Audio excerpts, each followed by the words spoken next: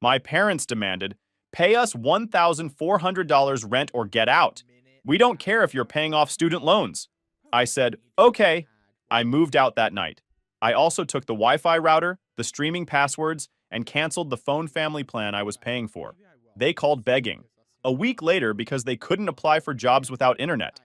So I'm sitting at my desk when my dad barges into my room without knocking and drops this bomb on me. I need to start paying $1,400 a month in rent or find somewhere else to live. No discussion, no warning, just a flat demand delivered like he was asking me to pass the salt. Meanwhile, I'm sitting here with $47,000 in student loans that I've been aggressively paying down for the last 2 years. But apparently that doesn't matter to them. Let me back up and give you guys some context because this situation didn't happen in a vacuum. I'm 26, graduated from Arizona State 4 years ago with a degree in accounting. I've been living at home since graduation, making a calculated decision to destroy my student debt fast. Started with $63,000, got it down to $47,000 in 2 years by making massive payments every month. That's $16,000 paid off, while most people my age are making minimum payments. The arrangement was simple. My parents said I could stay rent-free until I got my loans under control. They suggested it. My mom talked about how smart it was to avoid rent and focus on debt. My dad agreed. So I moved back with a plan. Aggressive loan payments, then move out debt-free or close to it. While I was busy being responsible, my parents were the opposite. My dad retired from manufacturing 3 years ago at 58 because he wanted to enjoy life. Noble idea, except he retired without doing the math on whether they could afford it. My mom never worked, so their entire retirement is funded by my dad's pension and Social Security. They're not exactly swimming in cash. When I first moved back, they seemed financially stable. House paid off, older cars, no obvious money problems.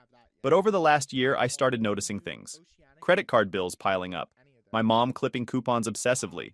My dad having heated phone conversations about payment plans. The signs were there, but I figured it wasn't my business. Except they couldn't manage. Turns out, they'd been living beyond their means for years.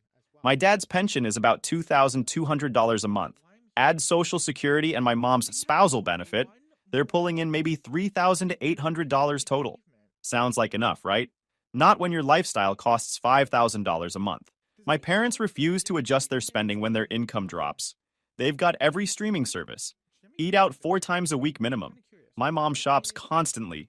My dad bought a boat last year, used it twice, decided boating was boring, and now it sits in the driveway depreciating while he makes payments. I watched all this and kept quiet because I'm not their financial advisor. I was focused on my own goals. Then 3 months ago, things got weird. My dad started making comments about how nice it must be to have all that disposable income.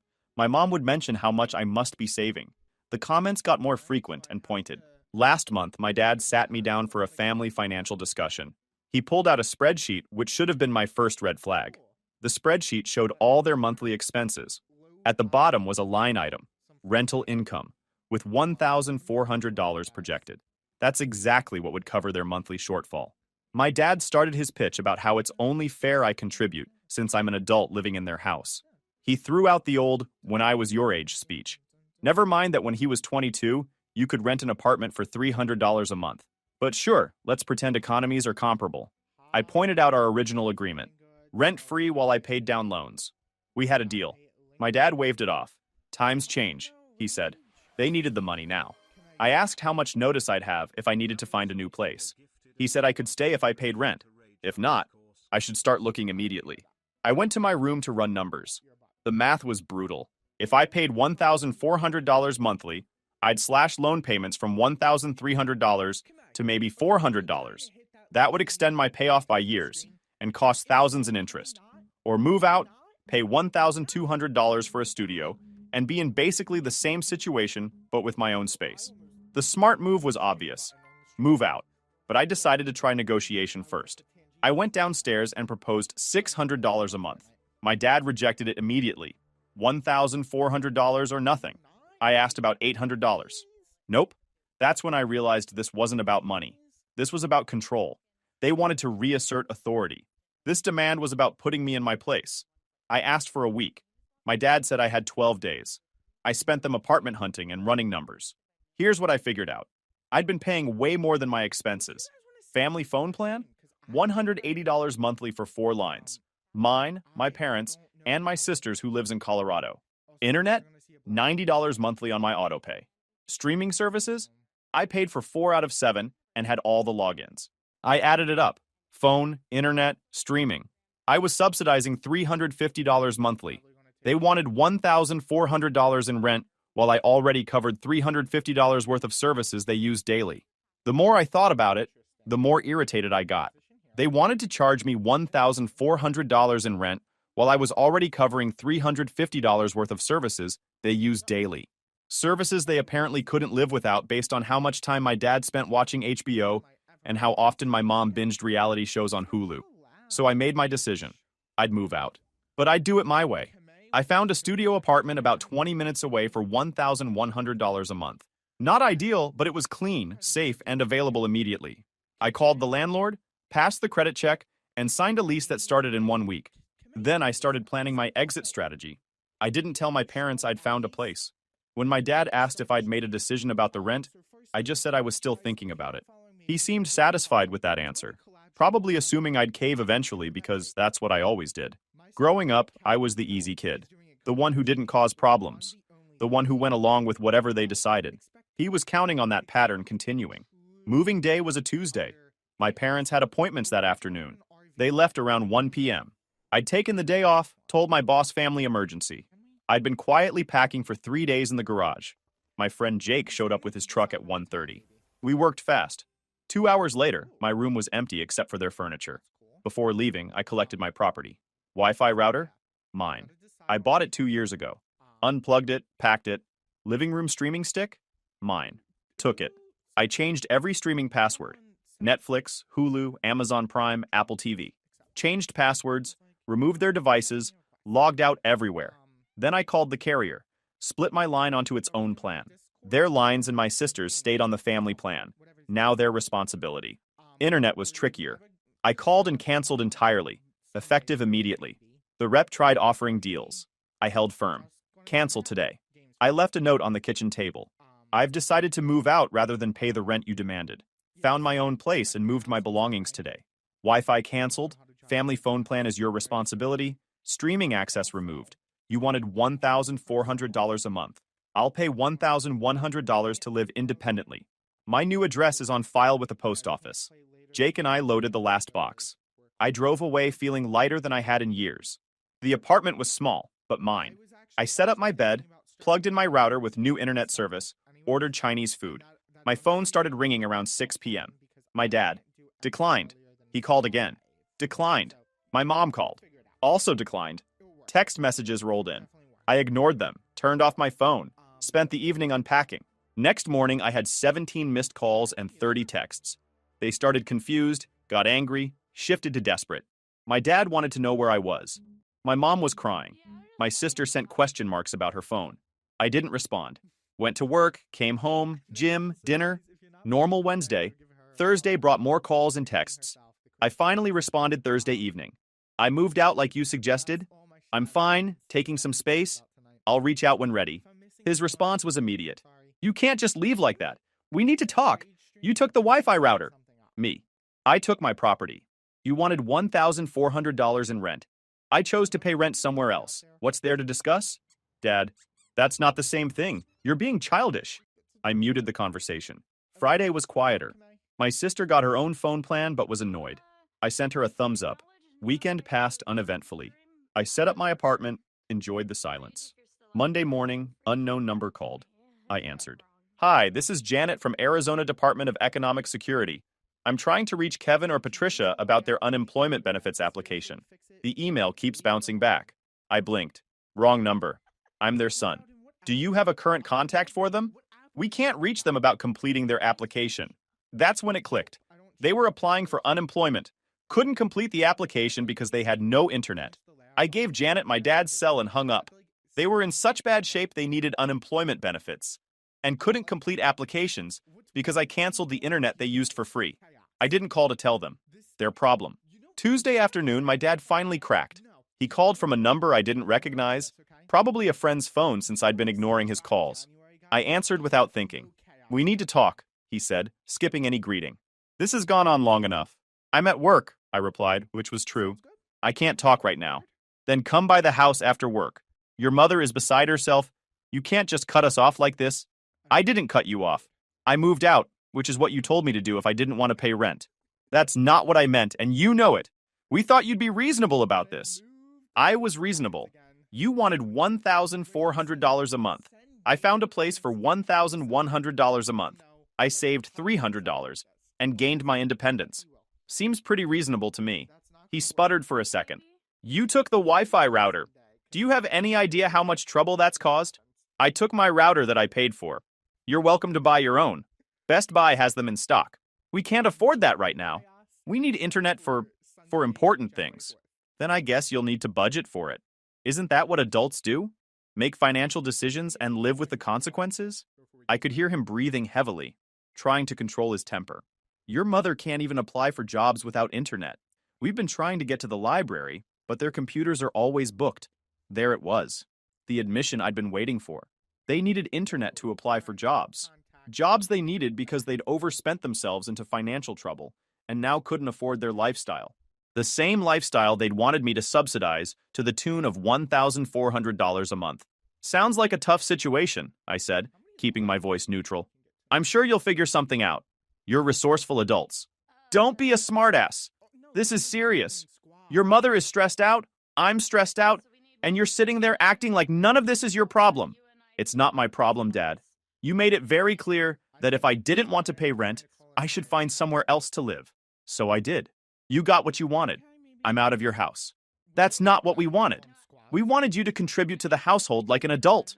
And I wanted to stick to our original agreement where I could live rent-free while paying off my student loans. But you changed the terms without discussion, so I changed my terms too. That's how this works. He went quiet for a moment. Then, in a calmer voice, look, maybe we can work something out. Come back home, we'll negotiate a fair rent, you can reconnect the internet and the phone plan. We can all sit down and figure this out like a family. And there it was, the real reason for the call. They didn't want to reconcile. They wanted their internet back.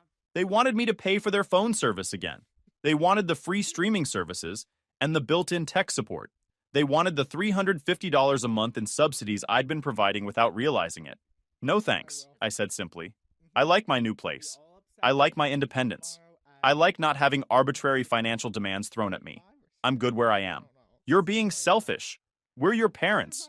We raised you, fed you, put a roof over your head for 18 years. You owe us. That old argument. The parent debt that can never be repaid. The emotional mortgage with interest that compounds daily. I don't owe you $1,400 a month for the rest of my life because you did the basic job of being parents, I said. And I definitely don't owe you free internet, phone service, and streaming services on top of it. You want those things back? You can pay for them like everyone else. Your mother is crying right now because of what you're doing to this family. I'm not doing anything to this family. I moved out because you told me to. Everything else is just a natural consequence of that decision. If Mom's upset, maybe she should talk to the person who gave me the ultimatum in the first place. I heard my mom's voice in the background, muffled but definitely crying. My dad said something to her, then came back to the phone. Can you at least give us the streaming passwords back?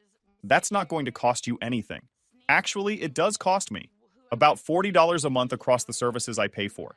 You want them, you can subscribe to them yourself. This is ridiculous. Over some streaming services? You're right, it is ridiculous. Almost as ridiculous as demanding $1,400 in rent from your son who's trying to pay off student loans while you're buying boats and eating out 4 times a week. Silence. Then, how do you know about the boat? Dad, it's sitting in the driveway. Everyone knows about the boat. The whole neighborhood knows about the boat. It's been sitting there unused for 11 months. More silence. I could practically hear him deflating on the other end of the line. Look, I said, softer now. I'm not trying to hurt you guys.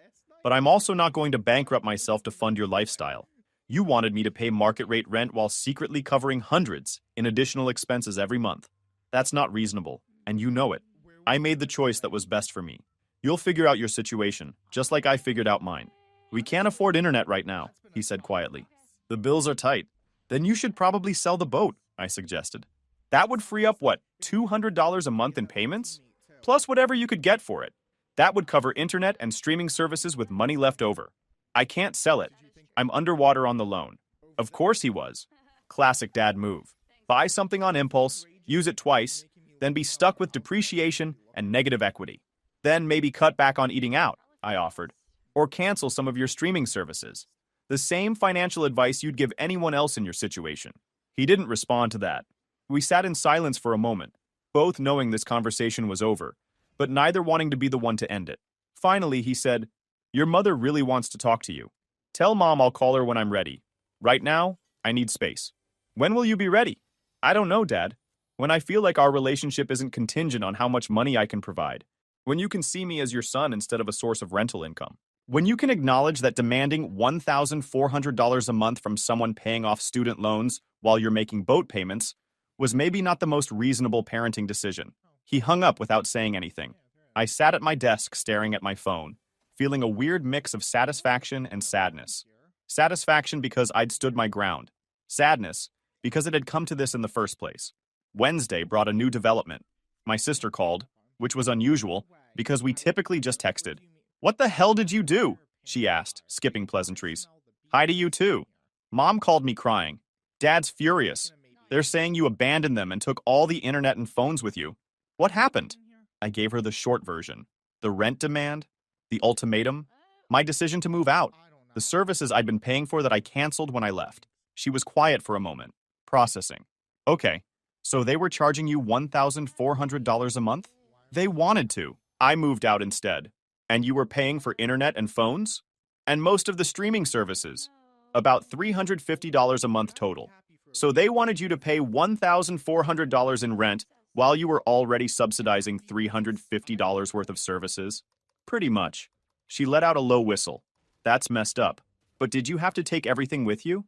"Mom says they can't even apply for jobs online now. They can go to the library, or they can pay for internet like normal people. I'm not their tech support and ATM anymore." "Fair enough. Just warning you. Mom's going to call and guilt trip you. She's really upset. She's upset because they can't mooch off my services anymore. Not because I moved out. If they actually cared about me moving out, Dad wouldn't have given me an ultimatum in the first place." My sister sighed.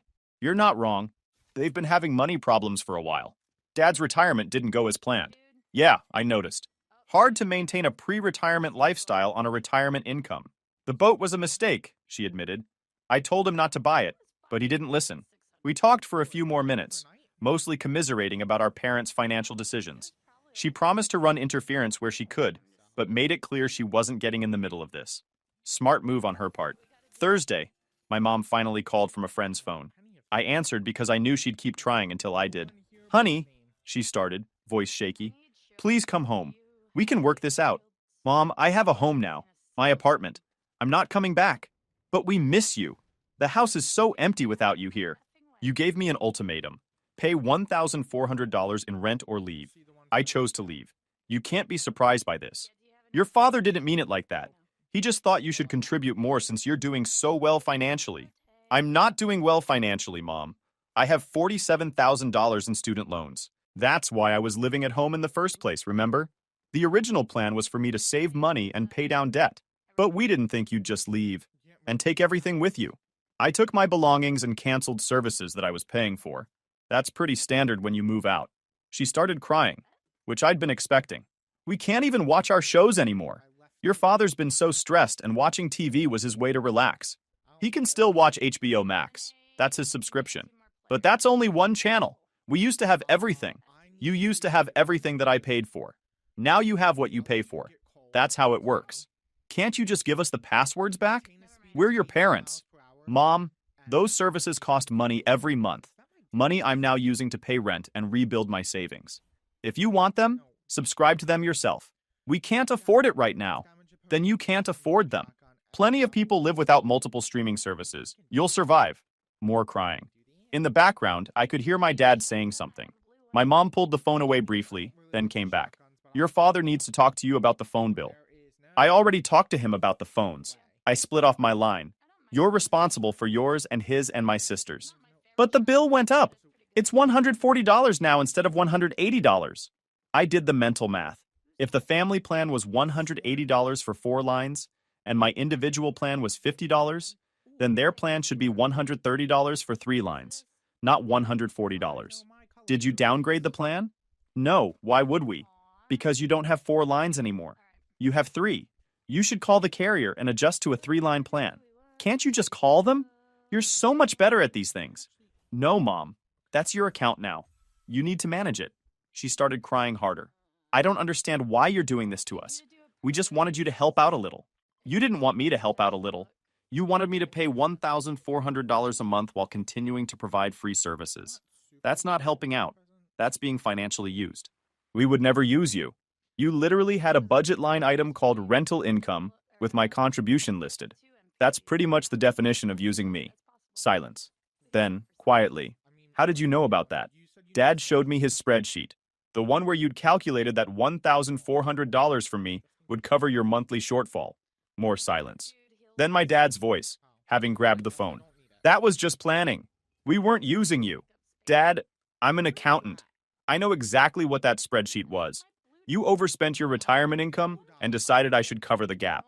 When I refused, you're upset because now you have to actually budget like everyone else. That's not fair. We gave you a place to live. You offered me a place to live rent-free while I paid down loans. That was the deal. You changed the deal.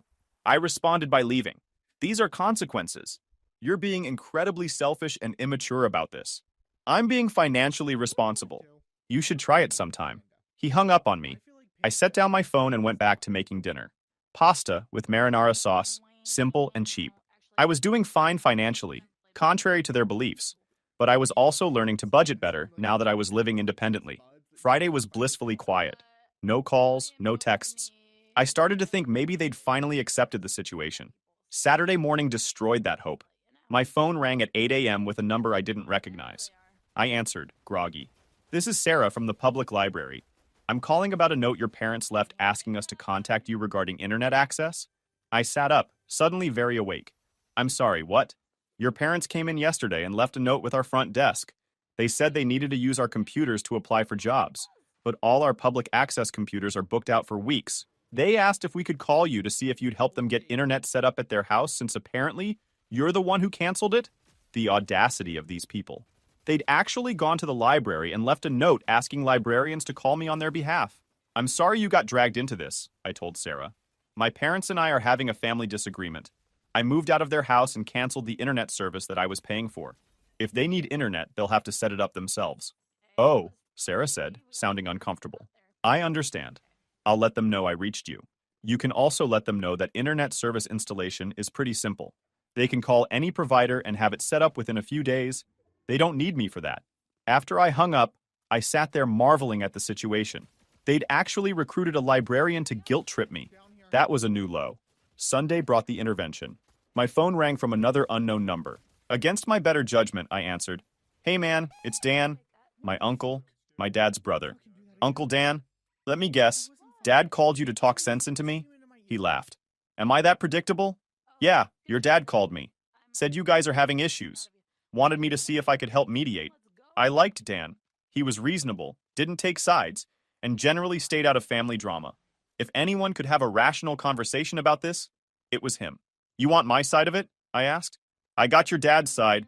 Figured I should hear yours before I form an opinion. I laid it out for him.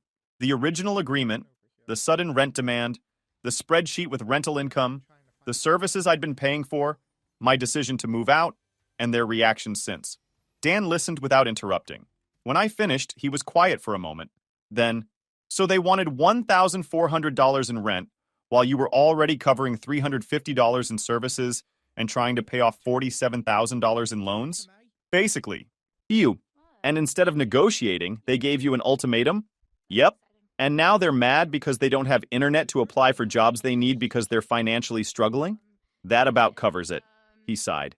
Your dad didn't mention the part about the services you were paying for, or the loans. He made it sound like you were freeloading and threw a tantrum when they asked you to contribute. Of course he did. For what it's worth, I think you made the right call. Your parents' financial problems aren't your responsibility. They're retired adults who should know how to budget. Thank you. It's nice to hear someone say that. That boat was a stupid purchase, Dan added. I told him that when he bought it. Nobody needs a boat in Arizona when they're on a fixed income. We talked for a few more minutes. Dan promised he'd talk to my dad, but made it clear he wasn't going to pressure me to help them out. He even offered to help me move furniture if I needed it, which I appreciated. After we hung up, I felt better. At least one person in the family understood where I was coming from. Monday started a new work week, and I was determined to focus on my job and my life instead of family drama. That lasted until about 2 p.m., when I got an email from my dad. The subject line was formal request, which was very on-brand for him. The email was 3 paragraphs of corporate speak, basically asking me to reconsider my decision to cancel the internet and phone services. He mentioned multiple times that this was creating hardship for them, and that as their son, I should care about their well-being. I almost deleted it without responding. Then I decided to reply, matching his formal tone. Thank you for your email. After careful consideration, I must decline your request to restore internet and phone services that I was previously funding. As an independent adult with my own financial obligations, I'm unable to subsidize services for other households, including my parents. I understand this creates inconvenience, and I sympathize with your situation. However, I'm confident you'll find alternative solutions that fit within your budget. Best regards. Professional, polite, and completely inflexible. I hit send and went back to work. His response came an hour later. This is not how family treats each other. I didn't reply. Tuesday brought my mom's turn at email outreach. Hers was much more emotional, talking about how much they missed me, how the house felt empty, how they just wanted their son back. Buried in the emotional appeals was a request for me to come to dinner on Friday, so we could talk things out. I responded, I appreciate the dinner invitation, but I don't think it's a good idea right now. I need more time and space before we can have a productive conversation. I'm doing well in my new place, and hope you're both adjusting to the changes. I'll reach out when I'm ready to reconnect. She replied within minutes. When will you be ready? Your father and I are getting older. We don't have unlimited time. The guilt trip was strong with that one, implying I should rush to reconcile because they might die soon. Classic manipulation tactic. I didn't respond to that one either. Wednesday, my sister called again. Mom asked me to ask you to come to dinner Friday. Already declined the invite. I figured, but I promised I'd ask. For what it's worth, they're really struggling without internet. They can get internet anytime they want. It's not my problem anymore. I know. I'm just saying, from their perspective, you're being pretty harsh. From my perspective, they gave me an ultimatum and are now mad that I called their bluff. She sighed. Fair point. Just wanted you to know Dad's been in a mood all week. He applied for some part-time work at Home Depot, but they require an online assessment before the interview. He's been trying to do it at the library, but keeps losing his spot before he finishes. Part of me felt bad. A very small part. The rest of me remembered the spreadsheet and the boat payment and the 4 times a week eating out. He can pay for internet and finish the assessment at home, I said. Problem solved. He says they can't afford it. Then he can sell the boat. He won't sell the boat. Then he doesn't want a solution bad enough. My sister laughed, the sound tired. You sound like me when I try to give them financial advice. Because you're right. They want sympathy without making changes. That's not how money works. We ended the call on good terms. She promised to keep me updated but wasn't going to push me to reconcile. I appreciated that. Thursday evening, I came home from the gym to find my dad's car parked outside my apartment building.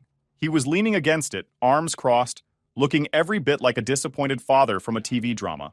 We need to talk, he said as I approached. How did you get my address? Your sister told me. Don't be mad at her. I pressed her hard. I made a mental note to talk to her about information security later. I don't have anything to say to you right now, Dad. Well, I have things to say to you. Can we go inside and talk like adults? No. You showing up at my apartment uninvited is not adult behavior. It's borderline stalking. He flinched at that. I'm your father. I'm not stalking you. You are my father who I specifically asked for space from. You showing up here violates that request.